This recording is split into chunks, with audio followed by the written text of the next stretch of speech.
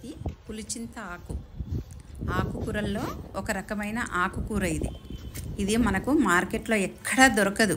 మనకు ఓన్లీ మనం పెంచుకుంటేనే ఈ ఆకు దొరుకుతుంది. అన్ని ఆకుకూరల్లాగానే ఇది కూడా ఆకుకూర. కానీ ఎంతమందికి తెలుసో మీలో తెలియదు, కొంతమందికి మాత్రం తెలుసు ఈ ఆకు గురించి. ఇది మనం ఎక్కడైనా పెంచుకోవచ్చు. చూడండి ఎంత చక్కగా ఇలా బకెట్లలో కూడా ఎంత మొలిసిందో. నాకు తమలపాకు చెట్టు ఉండింది, అది ఎండిపోయింది, కానీ ఇది మాత్రం ఉంది. ఇలా నాకు ఒక 4 బకెట్లలో ఇలా మొలిసిపోయింది. నాకు వారానికి ఒక రోజు వస్తుంది. ఈ ఆకు మనకు ఎవ్వరికీ తెలియదండి, ఎక్కడ మార్కెట్లో కూడా మనకు దొరకదు. మనం పెంచుకోవాలి. ఈ ఆకు చూడండి, కోస్తే నాకు ఇంత వచ్చింది తెంపితే.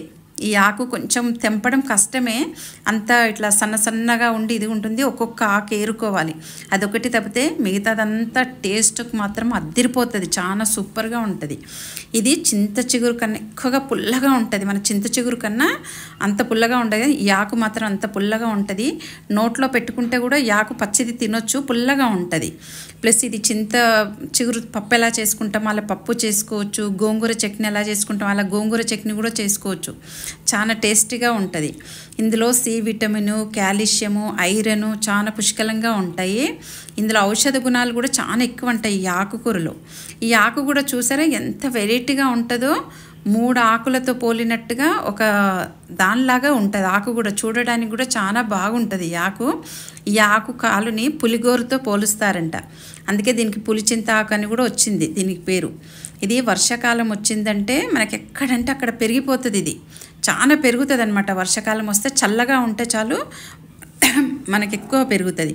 ఇది రక్త సమస్యలను కూడా చాలా నివారిస్తుందంట. రక్తం గడ్డగట్టినప్పుడు కానీ ఏదైనా సమస్యలు ఉంటే ఇది చాలా ఉపయోగపడుతుంది. ఈ ఆకుని మనం ఎలా గుర్తించాలంటే దీనికి ఎల్లో కలర్ ఫ్లవర్స్ వస్తాయి. ప్లస్ దీని కాయలు చిన్న పెసరకాయలు ఉంటాయి కదా, ఆ పెసరకాయలు లాగానే చిన్నగా ఉంటాయి.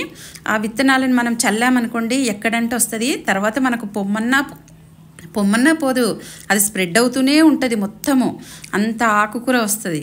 దీని రసాన్ని కూడా మనము మరిగించేసుకొని పుక్కిలించామనుకోండి దంత సమస్యలు కూడా చాలా వరకు తగ్గుతాయని శాస్త్రజ్ఞులు చెప్తున్నారు. అది ఎంతవరకు నిజమో తెలియదు. మన ఒంట్లో ఉన్న వేడిని కూడా చాలా వరకు తీసేస్తుందంట. ఇది మనకు చలువంట. ఈ ఆకు మన అమ్మమ్మల కాలం నాటిది, మన పిల్లలకు కూడా తెలియదు కదా. ఇవన్నీ మనం చూద్దాము. ఇవన్నీ మనం టెర్రస్ గార్డెన్లో ఈజీగా పెంచుకోవచ్చు. భూమి ఉంటే భూమిలోనే పెంచుకోండి. భూమి లేని వాళ్ళు మనం ఒక టబ్బుల్లో పెంచుకున్నాం అనుకోండి, మనకి ఈజీగా పెరిగే మొక్క.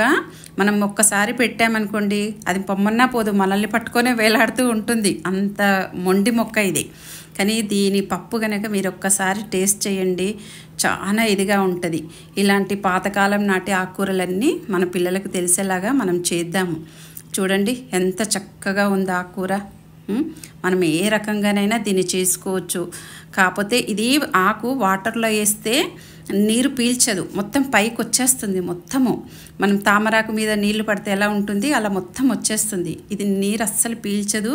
నీళ్ళలో వేసినప్పుడు మాత్రం చూడడానికి చాలా బాగుంటుందండి. అది మాత్రం చూస్తేనే మనకు ఒక ఆనందము. ఇలా లోపలికంటూ ఉంటే అలా పైకి వస్తుంది. చిన్నపిల్లలకి ఇచ్చామనుకోండి చక్కగా ఆడుకుంటారు దీంతో. అట్లా ఉంటుంది దీని ఆకు.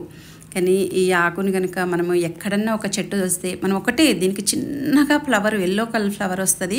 మీరు ఆకు చూడండి ఎలా ఉందో, సేమ్ పులి కాలు ఉంది చాలా ఉంది అలా గుర్తుపెట్టుకోండి. ఎక్కడైనా పిచ్చిగా మొలుస్తుందండి ఇది. రోడ్డు మీద మొలిసినప్పుడు ఆ చిన్న మొక్కను తెచ్చుకుందాము. మనం తెచ్చుకొని ఒక కుండీలో నాటుకున్నాం అనుకోండి, అది ఎంత ఇదిగా పెరుగుతుందంటే మనకు ఒక 15 డేస్లోనే కుండంతా పాకుంటూ పోతుంది. చూడండి ఇలాంటి ఆకుకూరలన్నీ మనం తెచ్చుకొని మనం పెంచుకొని తిందాం.